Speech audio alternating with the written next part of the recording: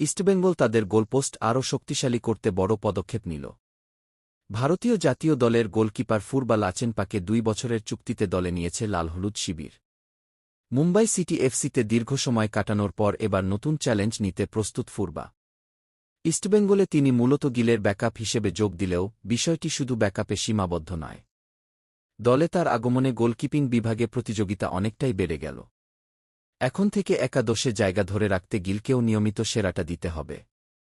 কারণ ফুরবার অভিজ্ঞতা, রিফ্লেক্স এবং বড় ম্যাচের অভিজ্ঞতা ইস্টবেঙ্গলের জন্য বড় সম্পদ হতে পারে।